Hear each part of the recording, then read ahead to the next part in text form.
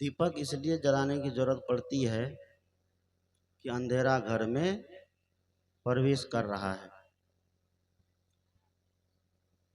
अंधकार नहीं हो तो दीपक जलाने की जरूरत भी नहीं होगी। प्रकाश हो लेकिन उसमें कोई दीपक जलाकर किताब पढ़े तो क्या कहेगा, पागल है। कबीर साहब दिन में लालटेन लेके घूमते थे। उस समय तो लालटेन नहीं था, मशाल जला के घूमते थे। कबीर साहब के हाथ में मशाल देखे हैं ना, कि मशाल लेकर के वो घूमते थे।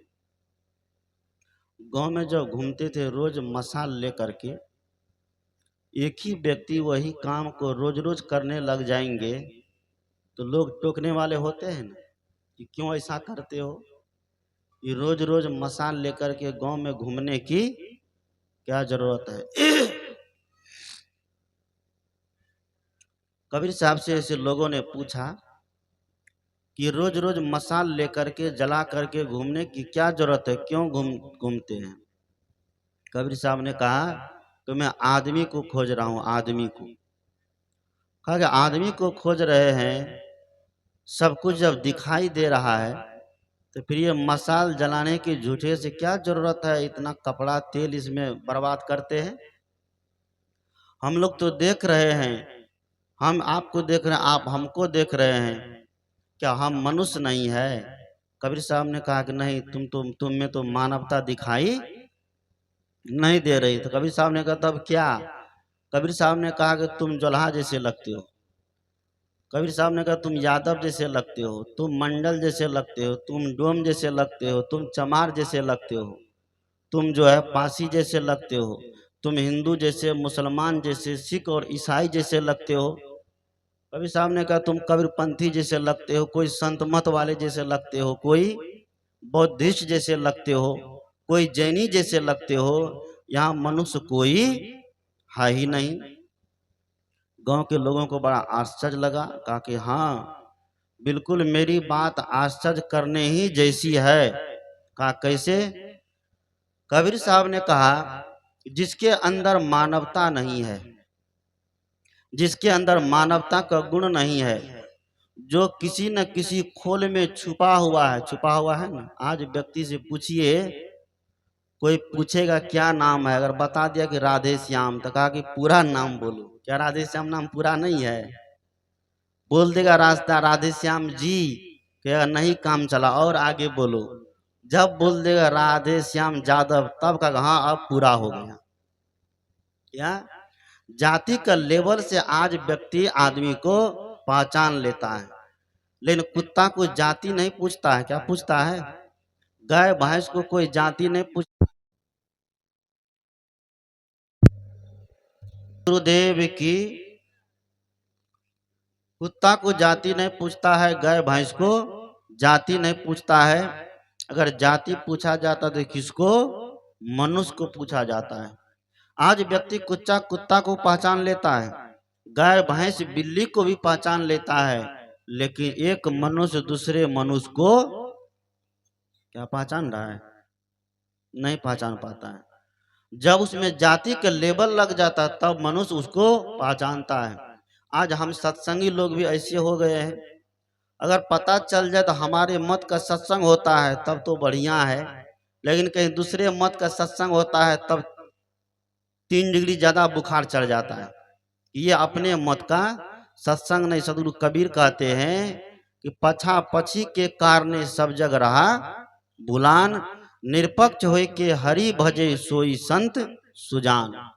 सदगुरु कहते हैं कि जो व्यक्ति मत देख करके सत्संग में जाएगा, जो व्यक्ति पंथ देख करके सत्संग में जाएगा, जो व्यक्ति लाल कपड़ा है कि सफेद कपड़ा है कि करिया कपड़ा है कि पीला कपड़ा है, इसको देख करके सत्संग में जाएगा, वह सत्संग की बातों से ज्ञान से क्या रह जाएगा, बहुत दूर रह जाएगा, रहेगा ना।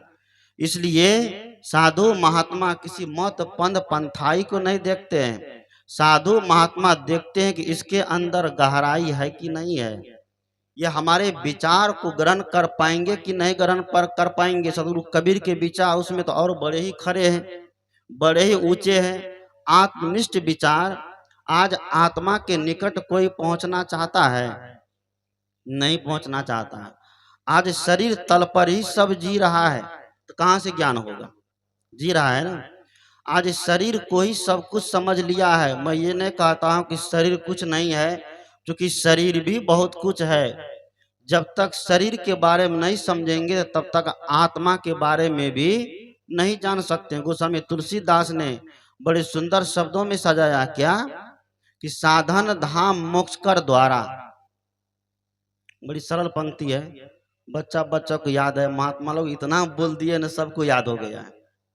और कुछ लोग कहते हैं मंच का जो विषय बना है उसी विषय पर बोलिए, प्रवक्ता को आप विषय में बांध दीजिए, लाखों रुपया खर्चा कर दीजिए, एक विषय बना दीजिए क्या, कि बड़े भाग मानुस्तन पावा, और 10 ठो प्रवक्ता बोल करके बड़े भाग मानुस्तन पावा को समझाते रह जाइए, तो लाख रुपया खर्चा करने क्या फायदा हुआ आपका? प्रवक्ता स्वतंत्र बोलते हैं, इसलिए प्रवक्ता को स्वतंत्र छोड़िए, तब जा करके वो आपको ज्ञान की मोती सुनाएंगे। और वही गाते रहिए। बड़े बड़े अखिल भारतीय सत्संग होता है, उस मन से क्या सुनाई दिए जाते हैं, कि बड़े भाग कौन चीज मानुष तन पावा, और घूम फिर के आता है कि सबरी के नवधा भक्ति के प्रथम भक्ति संतन कर संगा। बस इसी में अखिल भारतीय सत्संग पूरा हो जाता है। भगत लोग कहते बोलिए सदगुरु महाराज की जय। क्या इतना से आपका जीवन का उद्धार हो जाएगा? क्या इतना ही से आपका जीवन का कल्याण हो जाएगा? नहीं होगा। साधु महात्मा से विभिन्न विभिन्न प्रकार के ज्ञानों को सुनिए, क्योंकि सब तरह के ज्ञान की जरूरत है। आज हमारे समाज में अंधविश्वास है, पाखंड है, ढोंग है। इस अंधविश्वास, पाखंड और ढोंग से ऊपर नहीं उठेंगे तो भक्ति हमसे नहीं हो पाएगी। भक्ति तो कर रहे हैं कि नहीं? अब हमारे बाबा 5 किए थे क्या? कौन 5 किए थे बाबा? संतो भक्ति सतो गुर आनी।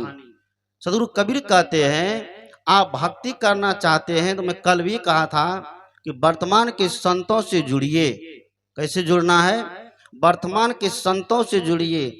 हम भगवान की भक्ति तो करते हैं लेकिन विश्वास हमको नहीं है। क्या है?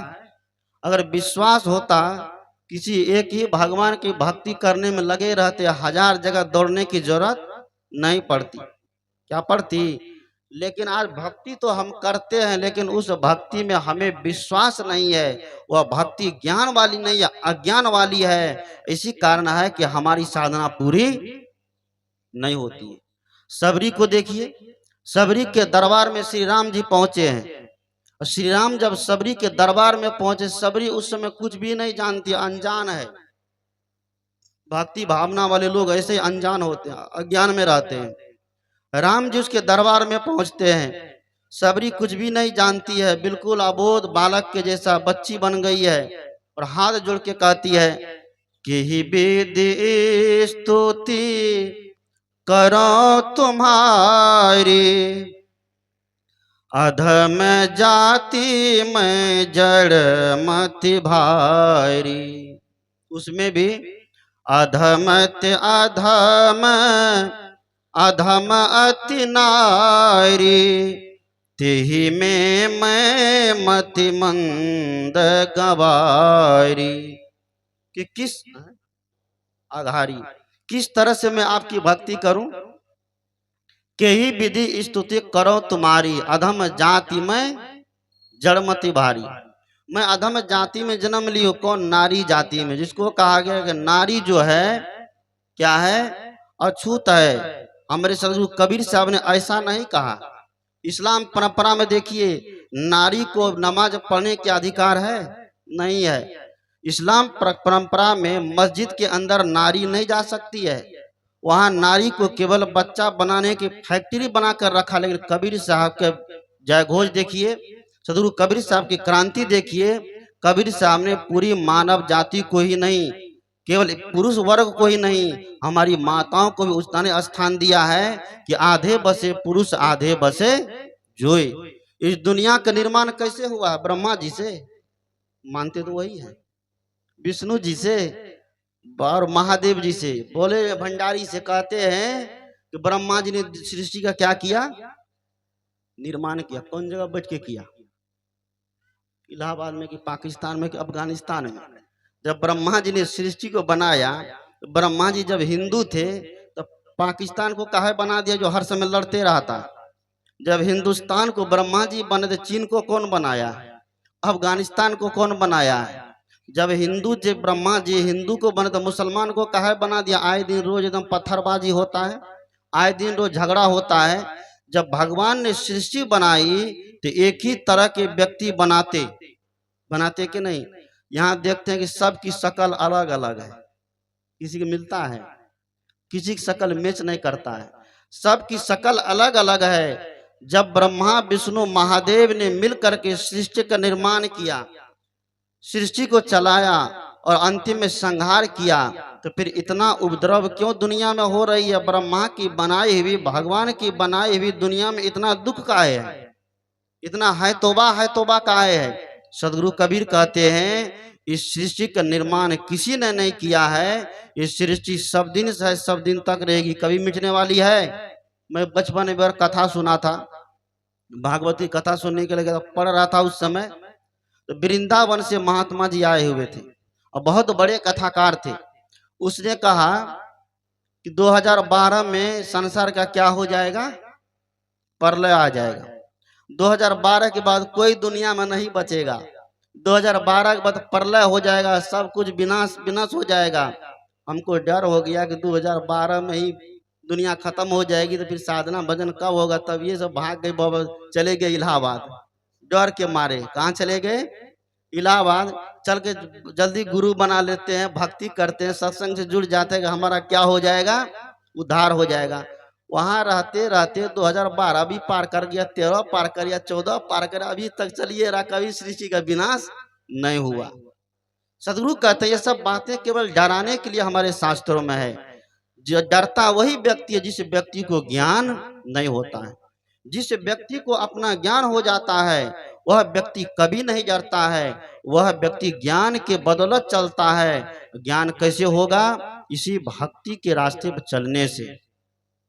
जिस भक्ति की चर्चा भी मंच के माध्यम से हो रही थी, क्या कि संतो भक्ति सतोगुर आनी, सदगुरु के प्रति भक्ति लाइए। भक्ति का मतलब व्यवहारिक रूप होता है सेवा करना, माता पिता संत गुरुजन की सेवा करना, रोगी अपाहिज की सेवा करना, गांव समाज की सेवा करना, राष्ट्र स्तर पर राष्ट्र की सेवा करना। एक राष्ट्र दूसरे राष्ट्र के प्रति हमदर्दी का भाव दिखावे। हम जिस देश में रहते हैं, जिस राष्ट्र में रहते हैं, उस राष्ट्र के प्रति अपने जीवन को बलिदान कर देना, यह क्या है, राष्ट्र भक्ति है। हम जिस माता पिता ने हमें जन्म दिया है, पाल पोस कर बड़ा किया है, धर्म है उनकी सेवा करना, सुबह शाम नित शीश नवाना, मात पिता सम देव न आन धारण करो चरित्र महान। ये हमारे सदगुरु आचार्य श्री धर्मस्वरूप साहब का जय घोष है। भक्ति करना हो तो जीवित भक्ति करो, मरे हुए भक्ति करने से कभी बेड़ा पार नहीं लगेगी। आज देखते हैं कि जीवित माता पिता को कोई पानी नहीं पूछता है, मरने के बाद भक्ति हो रही है ना, नहीं हो रही है। मरने के बाद उसी माता पिता की हड्डी को कहाँ ले जाते हैं। बहुत कंचीधारी सबको भी देखे हैं एकदम छलांग लगाते हुए, बहुत कबीरपंथी को भी देखे हैं पिंडदान कराते हुए। माँ बाप जब मर जाएगा तो पिंडी बना बना करके क्या देगा, पिंडदान देगा। ये लोगों का बड़ा बहुत बड़ा जजमेंट रहता है। ये लोग भी अब पढ़ी लिखी हो रही है, डॉक्टर बन रही है, मुखियान बन रही है, भले मुखिया जी पति रहे लेकिन नाम किसका चलता है, इन्हीं लोग का चलता है। सारा काम पति से करवाती है लेकिन नाम इनका ऊंचा रहता है कि हमारी पत्नी सावित्री बाई क्या है, मुखियन है। काम कौन करता है, इनके पति जी। तो आप लोग को भी आगे आना चाहिए। पिंड का मतलब होता है, पिंड कोई भक्ति नहीं है, पिंडदान कोई भक्ति नहीं है, पिंडदान कोई धर्म नहीं है। ये ब्राह्मण पंडित जी का दही चूड़ा चाटने का जरिया है। मैं सीधे शब्दों में कहता हूँ, चाहे किसी का कान में लगे कपाड़ में लगे, ये ब्राह्मण पंडित को दही चूड़ा चाटने का जरिया है। जब स्वर्ग में सब कुछ मिलता है तो क्या पिंडदान वहां नहीं हो सकता है क्या। जब स्वर्ग में सब कुछ उपलब्ध है तो फिर खाना पीना भोजन कपड़ा लत्ता छत्ता जूता सब यहीं से भेजना पड़ता है, वहां भेजना पड़ता है ना। सब कुछ यहीं से जब भेजना पड़ता है, ऐसा स्वर्ग प्राप्त करके क्या लाभ होगा बताइए तो। माता जी कोनो चीज है।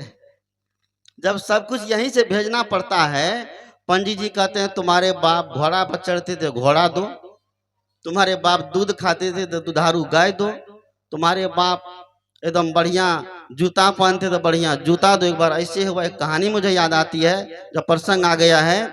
एक जजमान ऐसे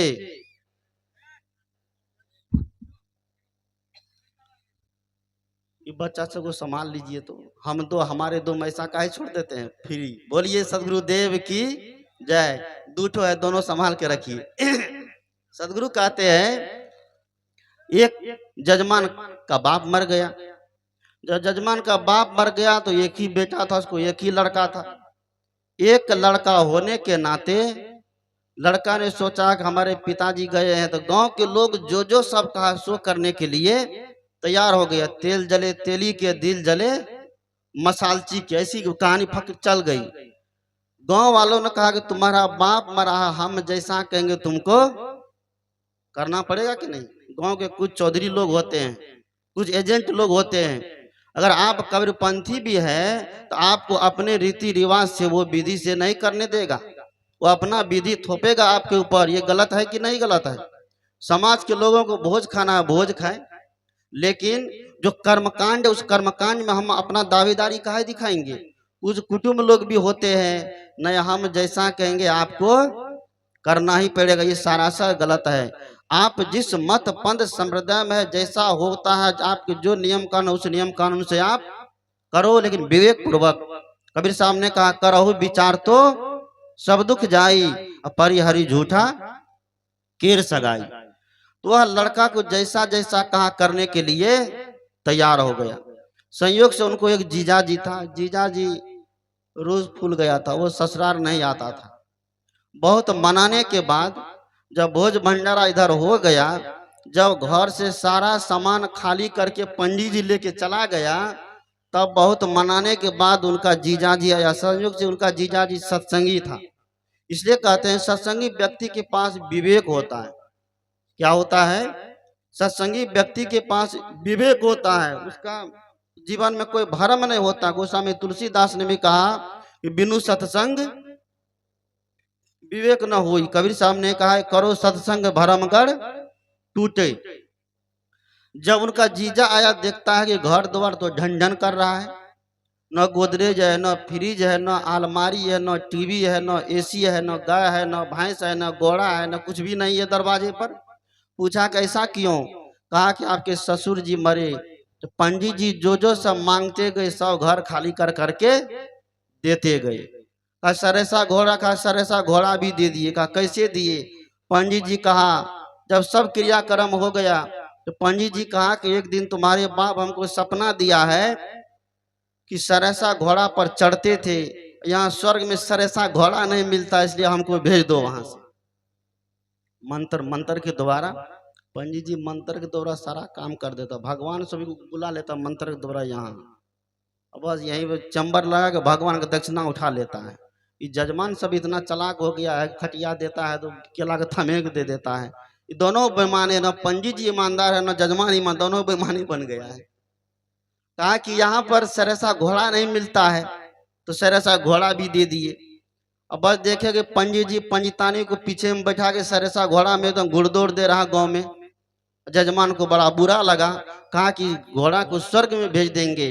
उसका जीजा कहा कि देखो आप तो गड़बड़ तो हो गया, गलती तो हो गई, तो करेंगे क्या? ऐसा करो कि पंडित जी को बुलाओ।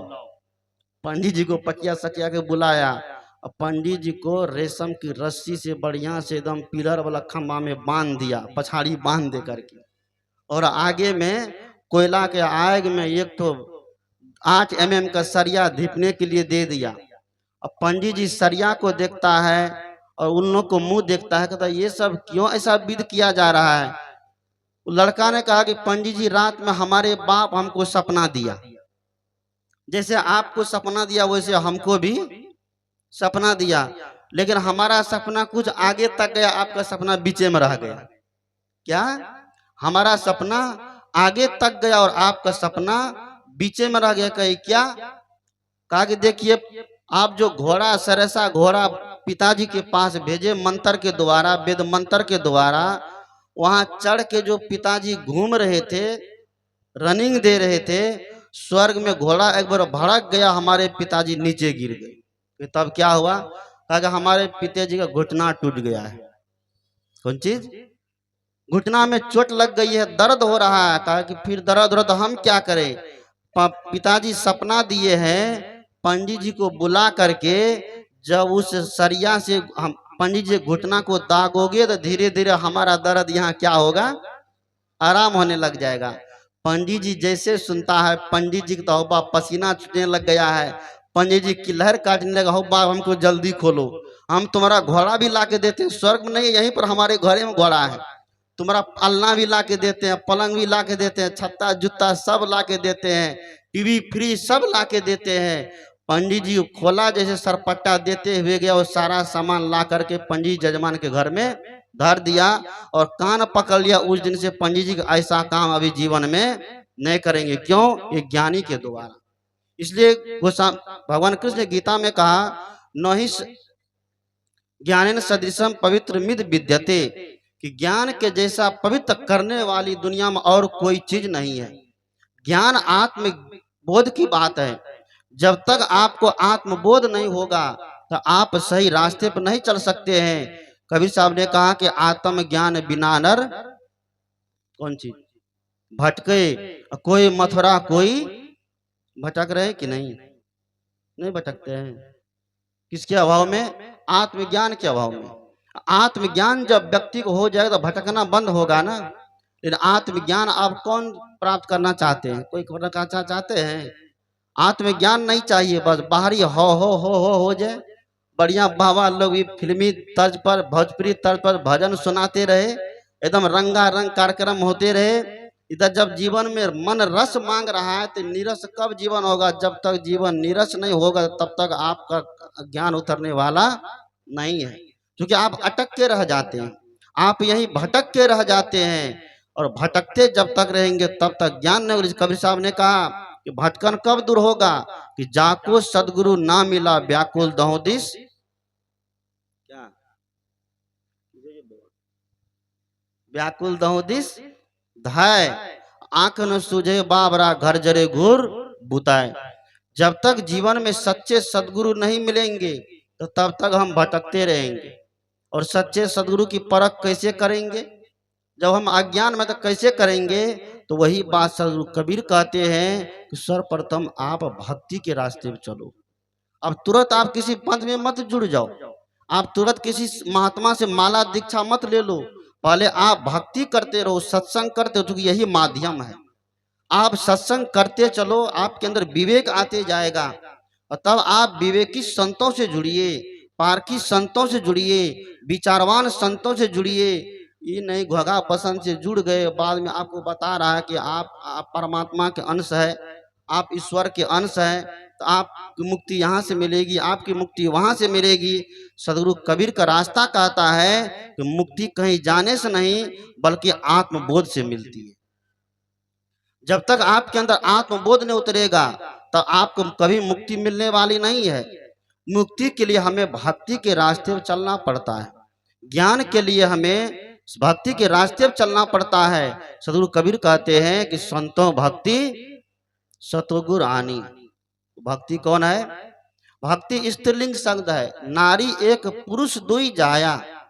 भक्ति करते करते, सेवा करते करते, सदमार्ग पर चलते चलते, सत्संग करते करते दो पुरुष का जन्म होता है। एक का नाम है ज्ञान, दूसरा का नाम है वैराग। केवल भक्ति करने से भी आपकी मुक्ति नहीं हो जाएगी। भक्ति दुनिया में सब लोग कर रहे हैं, देखते हैं, करते हैं ना।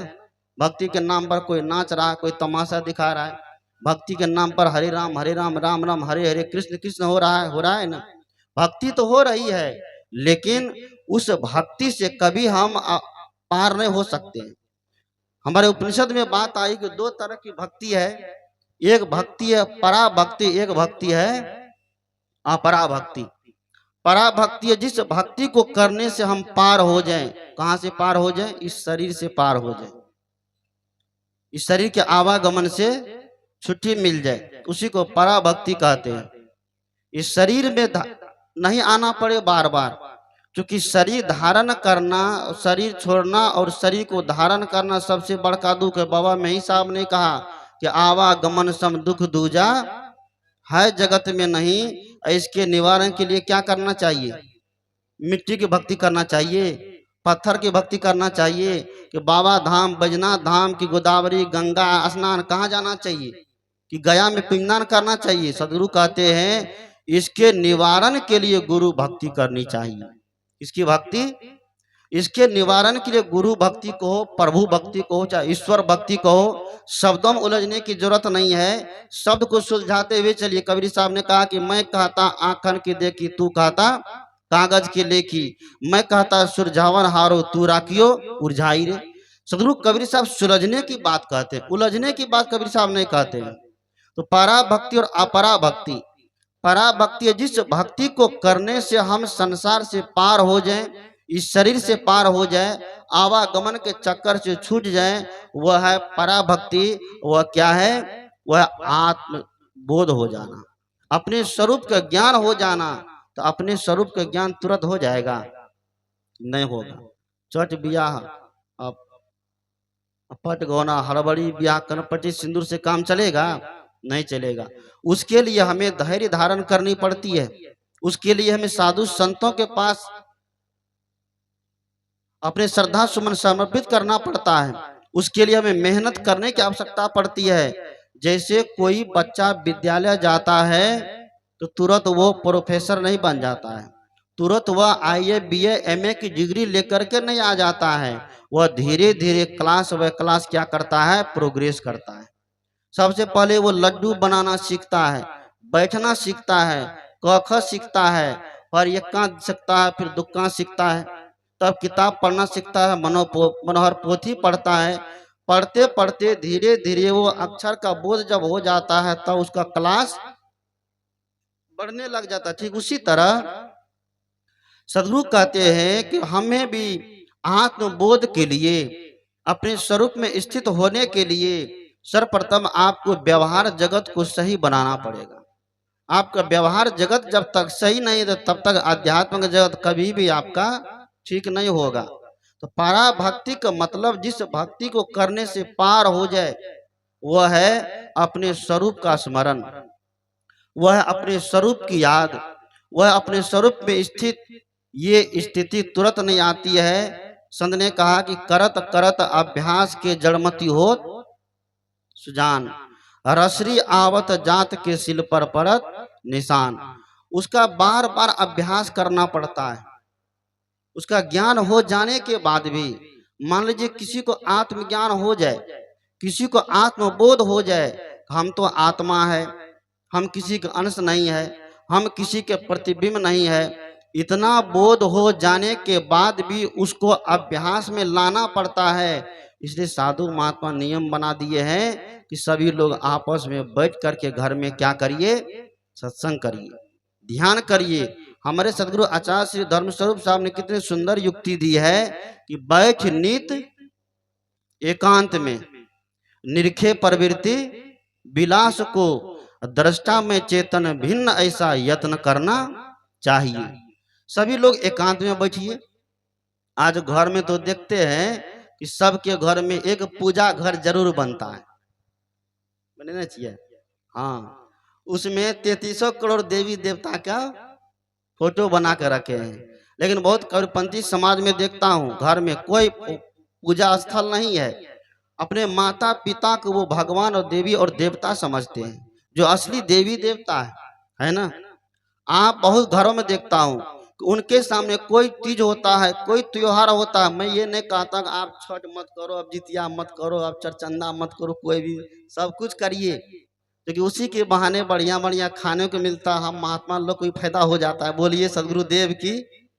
माताएं सभी व्रत करे, सभी त्योहार करे, लेकिन आप अपने माता पिता, आप अपने सास ससुर को साक्षी रख करके, क्योंकि वही असली देव और असली देवता है, ये जीवित देवता है, इसके सामने आप अपनी श्रद्धा सुमन समर्पित करिए। आपको क्या मिलेगा? आशीर्वाद मिलेगा। मिलेगा कि नहीं? बहू के तुरंत चाबी थमा देगी कि नहीं सासू माँ? नहीं थमाएगी। और जब इस तरह से नहीं करेंगे, एक जगह मैं गया सत्संग करने, घर में बुढ़वा और बुढ़िया, जैसे मैं पहुंचा तो बुढ़वा बुढ़िया रोने लग गए। मैंने कहा क्यों रोते हो जी, क्या बात है, हमारे आने से दिक्कत हो गई क्या, हम जो घर में कोई टेंशन हो गया, अगर टेंशन हुई तो मैं जा रहा हूँ। कहा नहीं बाबा, आपके आने से टेंशन नहीं हुआ। कहा क्या टेंशन क्यों है, हमारी बहू से हमको टेंशन है। क्या टेंशन है, कि हमारी बहू खूब पूजा करती है, घर में कोई भी व्रत नहीं छोड़ती है, 9 दिन तक नवरात्रि की, और अपने छाती पर 9 ठो कलश रख करके चितंगा देती रही 9 दिन तक। कितने दिन तक, 9 दिन तक चितंगा दे रही, लेकिन हमसे कभी बात नहीं करती है। तो ऐसा नवरात्रि करने से क्या फायदा मिला आपको हैं? जिस घर में माता पिता रो रहे हैं हाल खबर पूछने के लिए, समाचार पूछने के लिए,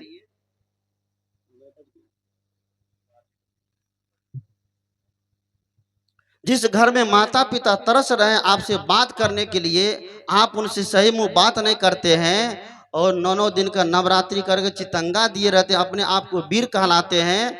और ऐसे ऐसे लोग को देखा हूँ, 9 दिन तक नवरात्रि व्रत में भूखा रहने के बाद जब 10वां दिन होता है तो क्या बोलिए सदगुरुदेव की, 9 दिन तक चितंगा रह करके नवरात्रि करने वाली जब 10वें दिन जगती है, उसका मन रहता कब पारण टूटेगा, कि मछली का तरवा एकदम लप लप मारेंगे। मारती है कि नहीं, मुर्गा का तरवा लप लप मारेंगे एकदम। जैसे 10वां दिन शुरू होता है, बड़का बड़का तिलकधारी पंडित जी का दिमाग जो है आगे से पीछे चला जाता है। कबीर साहब ने कहा कि संतों पाड़े निपुण कसाई, बकरा मारी भैंसा पर धावे, दिल में दर्द न आई, करी स्नान तिलक दे बैठे, विधि सो देवी पुजाई, और आत्म राम पलक में बिन से रुद्र की नदी बहाई, अति पुनित ऊंचे कुल कहिए, सवा माही अधिकाई, इनते दुख दीक्षा सब कोई मांगे, हंसी आवे मोही भाई, पाप कटन को कथा सुनावे, कर्म करावे नीचा, हम तो दोनों परस्पर देखा, यम लाए हैं धोखा, गाय बधे ते तुरुक कहिए, तुरुक मतलब मुसलमान, गाय की हत्या करे तो क्या कहते हैं, मुसलमान है। गाय बंधे थे तुरुक कहिए, इनते वे क्या छोटे, ये पंडित ब्राह्मण क्या उनसे छोटा है, छोटा नहीं है। मुसलमान अगर बकरीद पर बकरा को मारता है, ऊंट को काटता है, गाय को काटता है, तो हिंदू लोग क्या कहते हैं, बड़ा गड़बड़ हो रहा है, कसाई है। तो आप कौन सा पंडित जी है, बाभन है। गाय बंधे थे तुरुक कहिए, इनते वे क्या छोटे, कहीं कबीर सुनो हो, सुनो भाई साधु कलमा ब्राह्मण खोटे। सदगुरु कबीर कहते हैं ये कलयुग का ब्राह्मण, कोई ब्राह्मण सब राक्षस है, बुरा नहीं मानिएगा। और कोई ब्राह्मण बंधु सुनते होंगे, मैं कहता हूं कि दुनिया में सब ब्राह्मण गलत नहीं होते हैं, इसलिए कबीर साहब ने ऐसे ब्राह्मणों का सम्मान किया। जो लोग कहते हैं कबीर या कबीरपंथी ब्राह्मण का विरोध किया है, ऐसी कोई बात नहीं है। सदगुरु कबीर किसी जाति पाति के पक्षधर नहीं थे, सदगुरु कबीर सच्चाई के पक्षधर थे। जिसने कहा कि सत्य असद विवेकनी बुद्धि पंडा, भागवत की बात है, सत्य असद विवेकनी बुद्धि पंडा, यश बुद्धि पंडा स पंडिता। पंडित कौन है, जो सत और असत को क्या करता है, अलग अलग करता है। क्या खाना चाहिए क्या नहीं खाना चाहिए, जो इसको अलग अलग करता है वही नहीं पंडित कहलाएगा। कि किसी जाति विशेष में जन्म लेने से पंडित होगा है? अगर ब्राह्मण ऊंचे कुल के है तो उसका जन्म सोना चांदी से हुआ है क्या। अब ब्राह्मण ऊंचे कुल के हैं, जब थूक फेंकता है तो उसके मुंह से क्या हीरा झड़ता है क्या। कबीर साहब ने कहा कि पेट न काहू वेद पढ़ा या सुन्नति कराए, तुरुक नहीं आया, प्रथम रमीनी में ही है। पेट न काहू वेद पढ़ाया सुन्नति कराए, तुरुक नहीं आया। नारी मोचित गर्भ प्रसूति, स्वांग धरे बहुते करतूती। सदगुरु कबीर साहब कहते हैं कि सभी माँ के गर्भ से जन्म लेते हैं, और माँ के गर्भ से जन्म लेने के बाद उसका भिन्न भिन्न भिन्न भिन्न नाम रखा जाता है, लगता है ना। इसलिए सदगुरु को कहना पड़ा बड़ा अफसोस के साथ कि हिंदू के घर जन्मा हिंदू कहलाया, मुसलमान के घर जन्मा कौन जी कहलाएगा, मुसलमान कहलाया। सिख ईसाई के घर जन्मा सिख ईसाई कहलाया, यादव मंडल के घर जन्मा यादव मंडल कहलाया। लेकिन असली इंसान के गर्भ से जन्म लिया, आज तक ये मानव इंसान नहीं कहलाया। इसलिए सदगुरु कहते हैं कि हमें कोई भी व्यक्ति किसी विशेष वर्ण कुल में जन्म लेने से वह महान नहीं होता है, महान होता है कर्म से।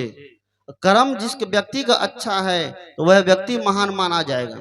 अगर जाति पाति में जन्म लेने से, वर्ण में जन्म लेने से महान होता है तो रावण में ब्राह्मण के कुल में जन्म लिया था ना।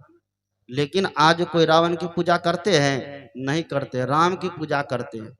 कृष्ण जदुवंशी होकर के यादव के कुल में जन्म लिए थे, उनकी पूजा करते हैं।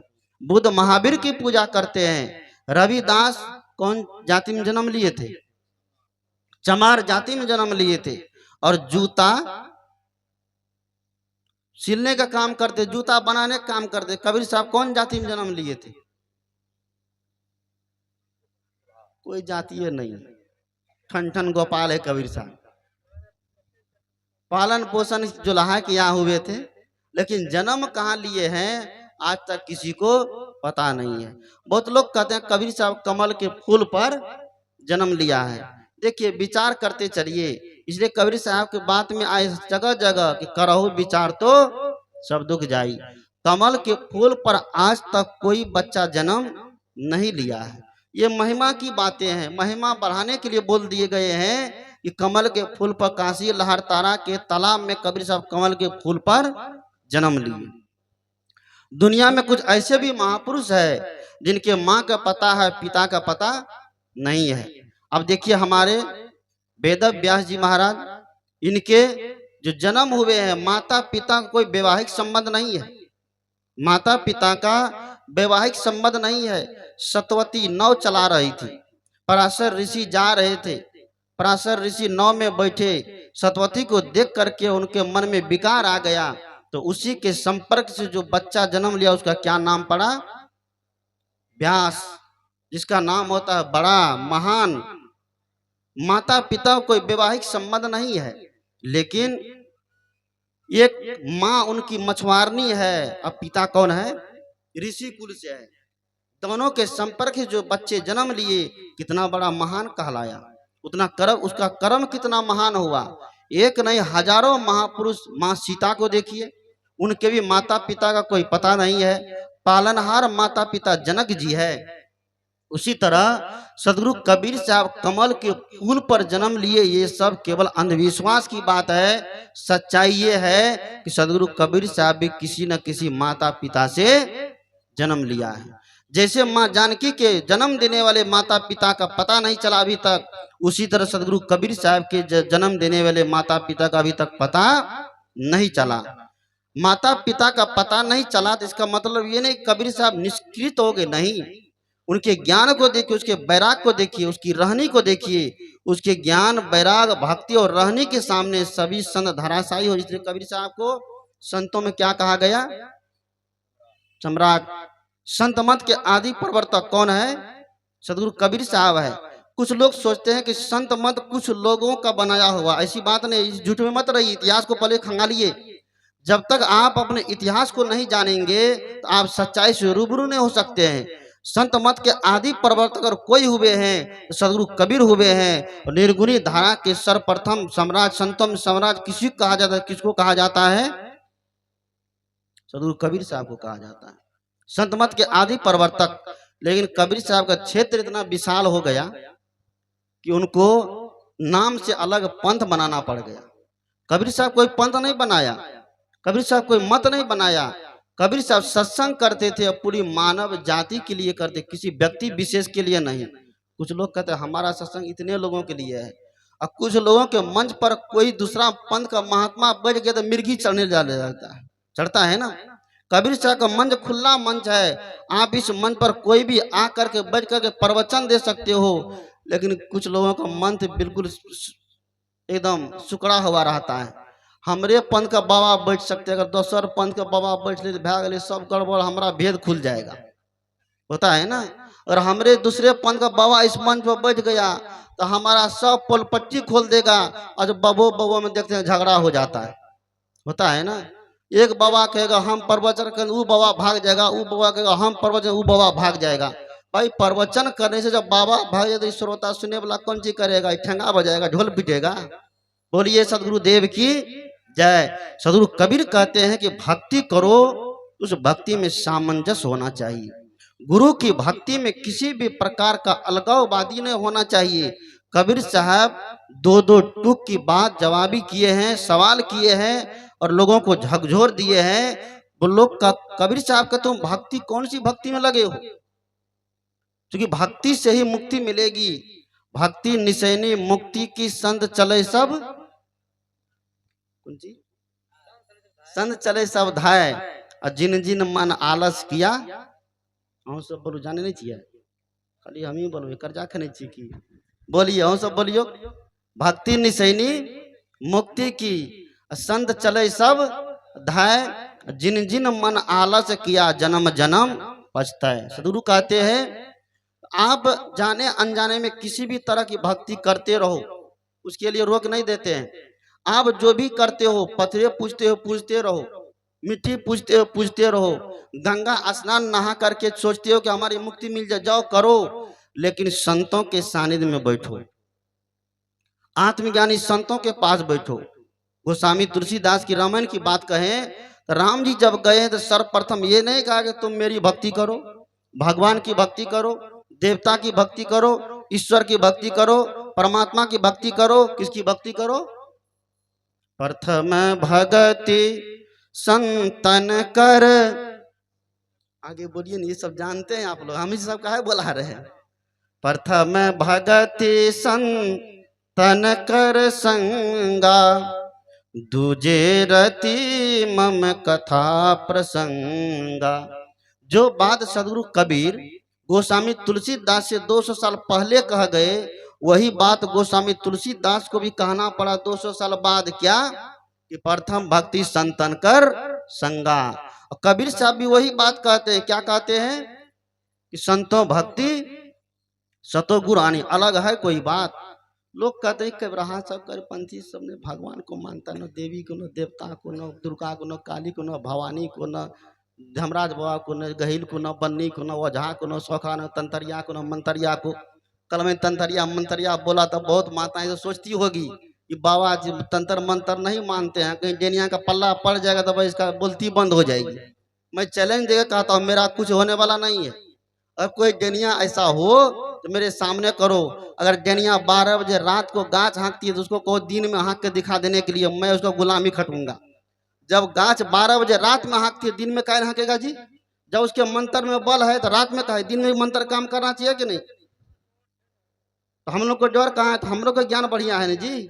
जब जिस मंत्र से डर रहे हो तो मंत्र का कोई वैल्यू नहीं है, उस तंत्र का कोई वैल्यू नहीं है। आप कहिएगा बाबा लोग, आप लोग भी मंत्र देते हैं, देते हैं ना?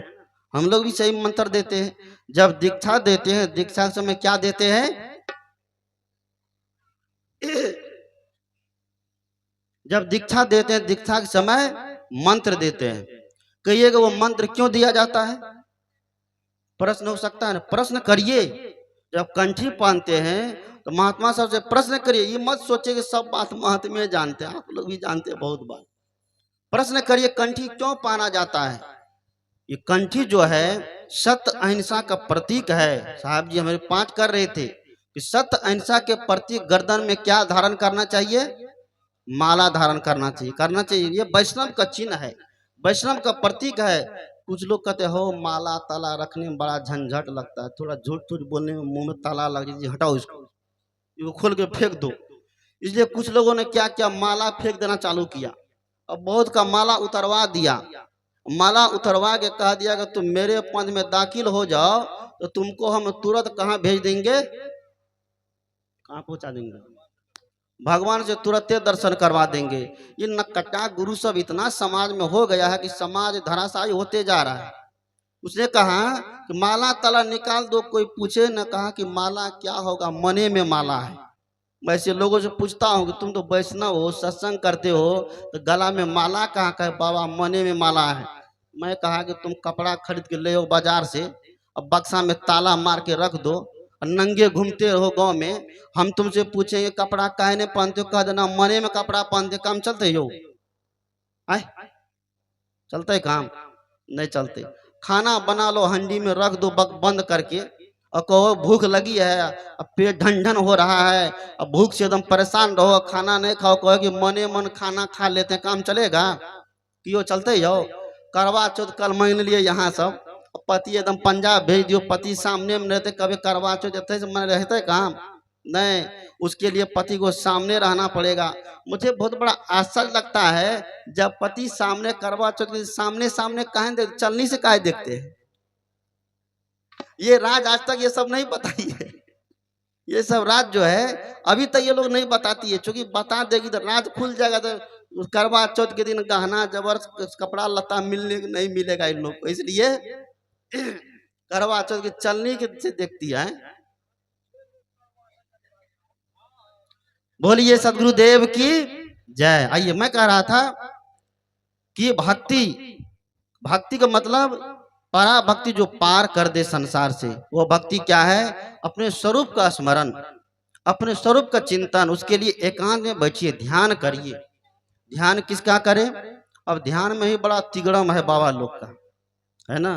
देखिए जो शुरू के साधक है, जो नए हैं, हम लोग तो ऊंचाई में, जो संत साहब जी अपने कक्ष में बैठे हैं वो तो ऊंचाई में पहुंच गए हैं, वो ध्यान करे या नहीं करे उससे भी कोई फर्क नहीं पड़ेगा, वो सत्संग करे या नहीं करे तब पर उनको कोई फर्क नहीं पड़ेगा। जैसे शिक्षक जब बन जाते हैं तो शिक्षक पढ़े या नहीं पढ़े तो उससे कोई मतलब है उनको नहीं है, लेकिन विद्यार्थी को पढ़ाने के लिए शिक्षक को भी अभ्यास करना पड़ता है। बिना अभ्यास किए पढ़ पाएंगे? नहीं पढ़ा पाएंगे। विद्यार्थी को पढ़ाने के लिए शिक्षक को क्या करना पड़ता है? अभ्यास करना पड़ता। उसी तरह भक्त को समझाने के लिए, लोगों को सही मार्ग पर लाने के लिए साहब लोगों को भी क्या करना पड़ता है? ध्यान करना पड़ता है, भक्ति करनी पड़ती है, ध्यान में उतरना पड़ता है।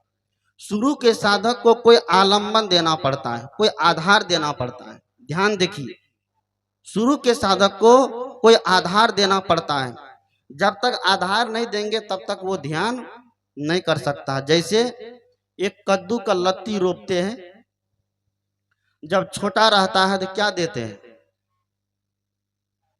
उसके बगल में करची गाड़ देते हैं, गाड़ी चाहिए ना, उसके बगल में करची गाड़ देते हैं। करची जब गाड़ देते हैं तो धीरे धीरे लत उसके सहारे से कहाँ चढ़ जाता है? छप्पर पर चढ़ जाता है या अलान पर चढ़ जाता है। अलान पर जब चढ़ गया तो करची को हटा लीजिए तो क्या होगा? कुछ होगा? नहीं होगा ना कुछ, तब पर भी वो फरते रहेगा, खूब फरेगा, अंतिम तक फरेगा। सदगुरु कबीर कहते ठीक उसी तरह जो शुरू के साधक है उनको कोई न कोई आधार दीजिए, ध्यान करने के लिए कोई बिंदु दीजिए, कोई मंत्र दीजिए। क्या दीजिए? कोई मंत्र दीजिए।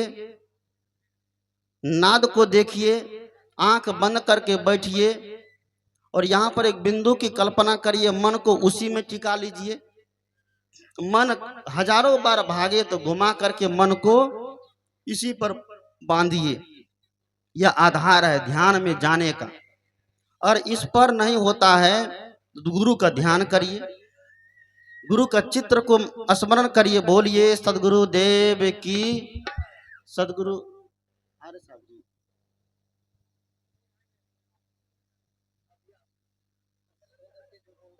हाँ।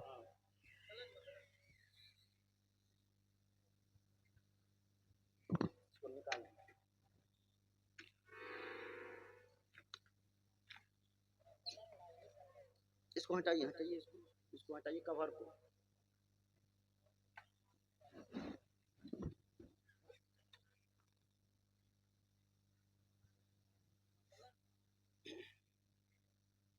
हेलो, बोलिए सदगुरुदेव की जय। आप किसी किसी न आधार में लेकर रहिए। सदगुरु अभिलाष साहब ने एक पुस्तक लिखी है जिसका नाम है ध्यान क्या। क्या है? ध्यान क्या है? उसमें सारे बिंदु को दर्शाए गए हैं। गुरु का चित्र का स्मरण करके मन को उसी पर टिकाइए। अगर उस पर नहीं टिके, एक बिंदु की कल्पना करके उस पर टिकाइए। अगर उस पर नहीं टिके, आंख को बंद करके आंख के अंधकार प्रकाश को देखिए, उस पर मन को टिकाइए। अगर उस पर भी नहीं टिके तो आंख बंद करके बैठिए और सांस को देखिए। श्वास आती है, श्वास जाती है, मन को इसी पर टिका कर रखिए। ये क्या है? ये क्रिया योग इसको कहा जाता है। ये ध्यान नहीं है। लेकिन ध्यान के लिए तैयारी है। बाबा मही ने भी 4 युक्ति दिया, क्या क्या? मानस जाप, मानस ध्यान, दृष्टि साधन और सूरत शब्द योग। बाबा मही भी ये 4 आधार दिए हैं ध्यान की तैयारी के लिए। इसको ध्यान नहीं कह सकते हैं, लेकिन ध्यान की तैयारी है। जैसे खेत में जब मक्का लगाएंगे अभी, तो खेत को क्या करेंगे? ऐसे परतिये में मक्का बो देंगे? रोपा जाता है परती में। परती में मक्का रोपिएगा तो मेहनत तो ज्यादा करनी पड़ेगी, करनी पड़े। बात तो वही पहुंचती है, घुमा फिरा करके बात वहीं पर जोतिए कहीं लगा देंगे। बोलिए सदगुरुदेव की जय। तो मक्का रोपने के लिए खेत को क्या करना पड़ता है? तैयार करना पड़ता है।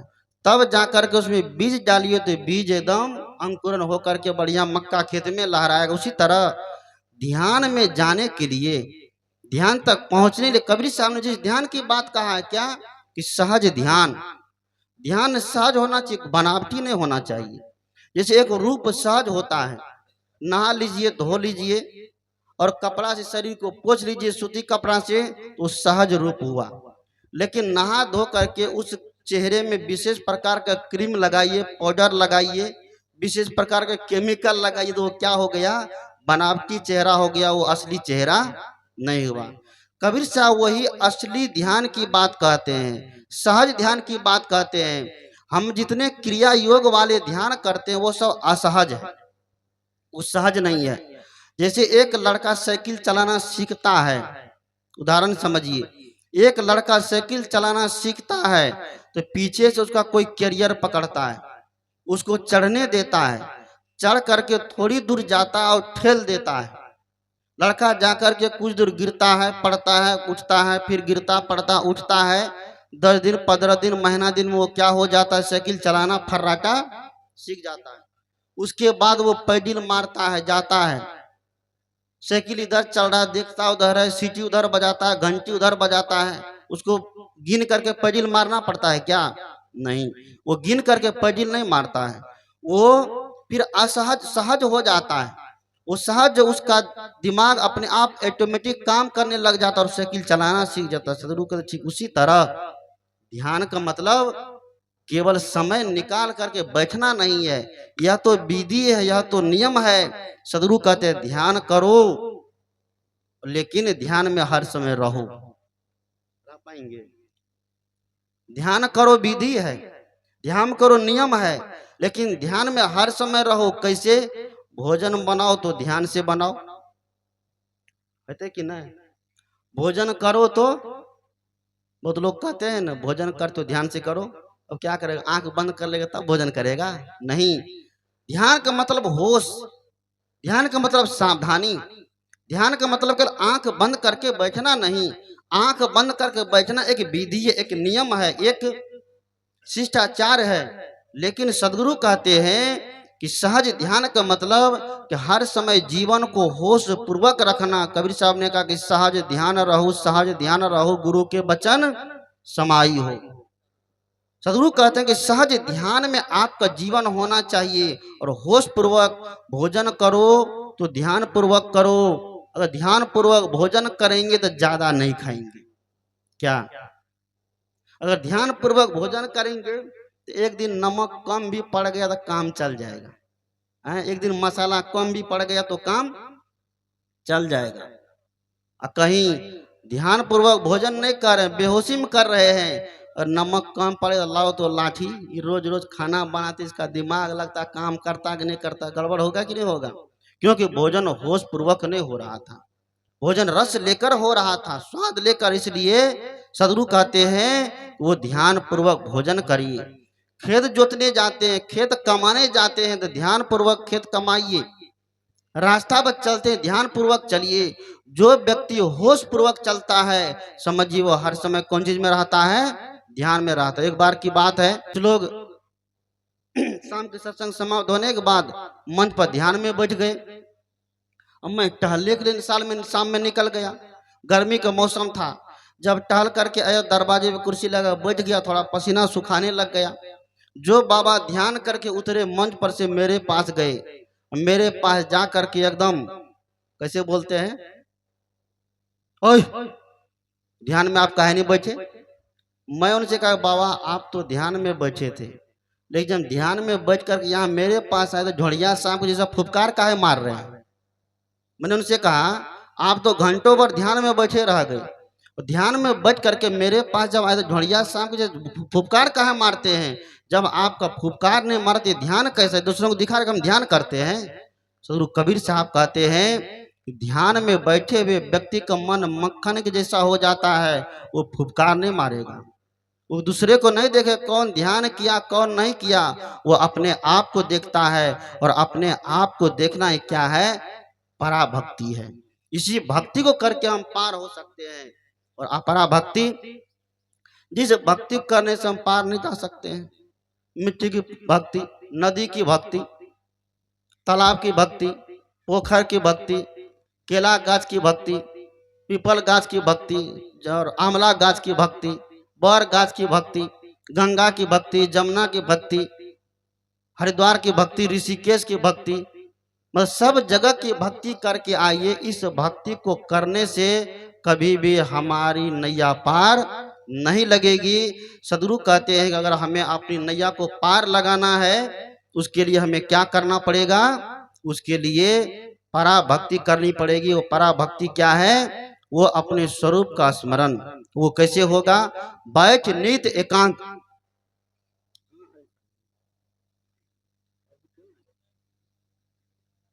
बैठ नित एकांत में, निरखे प्रवृत्ति विलास को, दृष्टा में चेतन भिन्न, ऐसा यत्न करना चाहिए। सदगुरु कहते हैं कि उसके लिए हमें एकांत में बैठ करके आत्मचिंतन करना पड़ेगा, आत्म स्वाध्याय करना पड़ेगा, तब जाकर के हम उस भक्ति को हासिल कर सकते हैं। आइए एक भजन बीच में श्रवण करिए, तब तक साहब जी का भी पदार्पण हो जाएगा, क्योंकि आज कार्यक्रम थोड़ा लंबा चौड़ा है। आंगन में भी लगभग 2 घंटे टाइम लगेंगे। मुंडन कार्यक्रम होगा, वहाँ थोड़ी देर बीजक का पाठ होगा, फिर बच्चे का मुंडन कराया जाएगा। अब लोग आंगन में मुंडन के अवसर पर सोहर मंगल वहीं पर श्रवण करेंगे। बोलिए सद्गुरुदेव की।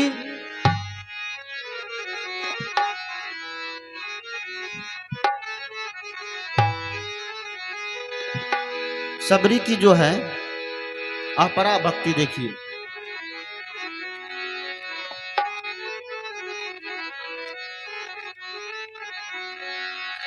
जिसको सगुन भक्ति भी कहते हैं।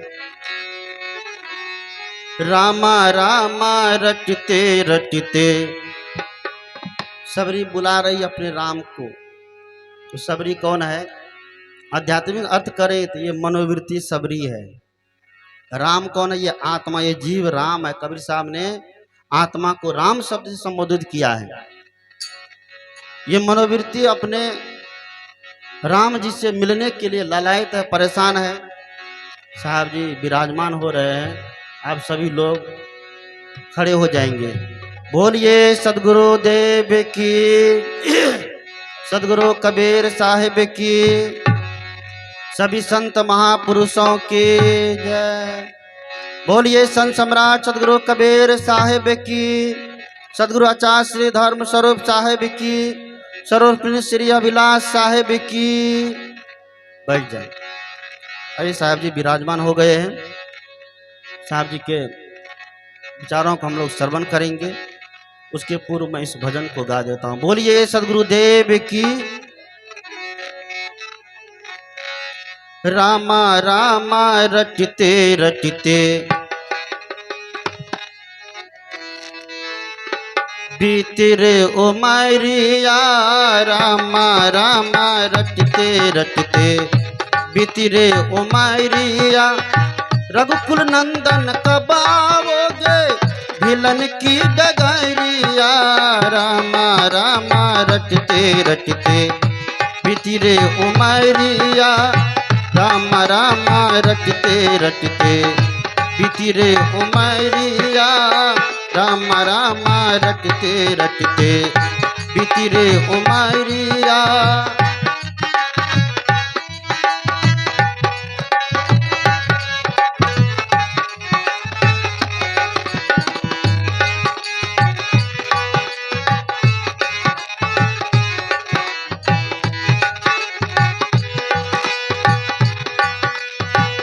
सबरी जाति की भिल्लिन, भजन भाव नहीं जानू रे, मैं सबरी जाति की भिल्लिन, भजन भाव नहीं जानू रे,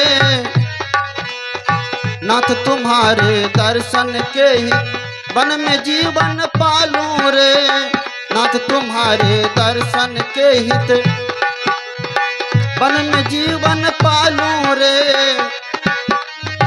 चरण कमल से निर्मल कर दो, चरण कमल से निर्मल कर दो, दास की झोपड़िया, राम राम रटते रटते बीती रे उमरिया, राम राम रटते रटते बीती रे उमरिया, रघुकुल नंदन कब आओगे, रघुकुल नंदन कब आओगे, भिलन की डगरिया, राम राम रटते रटते, राम राम रटते रटते बीती रे उमरिया।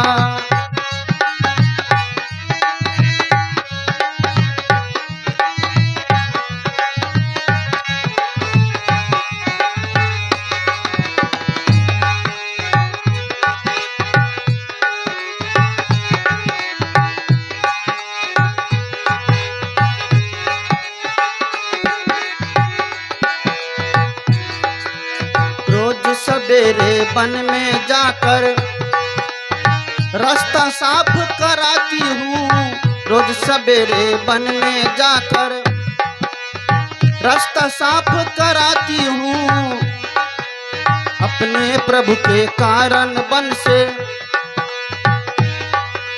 चुन चुन के फल लाती हूँ, अपने प्रभु के कारण वन से चुन चुन के फल लाती हूँ,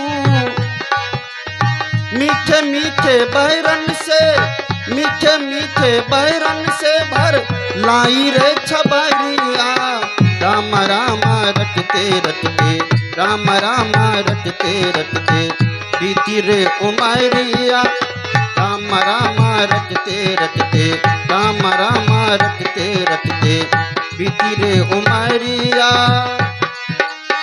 रघुकुल नंदन कब आओगे, भिलन की डगरिया, राम राम रटते रटते, राम राम रटते रटते बीती रे उमरिया।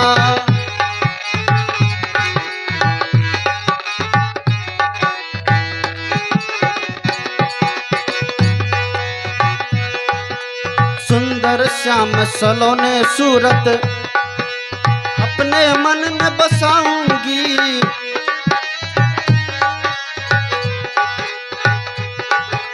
सुंदर श्याम सलोने सूरत अपने मन में बसाऊंगी, पद पंकज की रजधर मस्तक चरणों में शीश लगाऊंगी, पद पंकज की रजधर मस्तक चरणों में शीश नवाऊंगी, प्रभु जी मुझको भूल गए क्यों, प्रभु जी मुझको भूल गए क्यों, लो दास की खबरिया, राम राम रटते रटते, राम राम रटते रटते बीती रे उमरिया, राम राम रटते रटते बीती रे उमरिया, राम राम रटते रटते बीती रे उमरिया, राम राम रटते रटते, राम राम रटते रटते, राम राम रटते रटते। बोलिए सदगुरुदेव की। सज्जनों, अब तो ना वो राम जी है, अब तो ना वो भक्ति सबरी है। राम जी अगर कोई है, सदगुरु कबीर साहब के अनुसार ये आत्मा ही राम है, ये मनोवृत्ति ही क्या है, भक्ति है। जिसका बिछड़न हो गया है उसे हमें संत सदगुरु के सानिध्य से शामिल करने की आवश्यकता है, दोनों को मिलाने की आवश्यकता है। जब आत्मा रूपी राम और मनोवृत्ति रूपी सबरी मिल जाएंगे तो हमारी भक्ति क्या हो जाएगी, पूरी हो जाएगी और हमें अपने स्वरूप का बोध प्राप्त हो जाएगा। इसलिए मैं अपनी वाणी को यहीं पर विराम देता हूँ। साहब जी विराजमान हो गए हैं। साहब जी से हम करबद्ध प्रार्थना करते हैं कि आप अपने आशीर्वचन से हम सबों को लाभान्वित करने की कृपा करें। बोलिए सदगुरु देव की जय।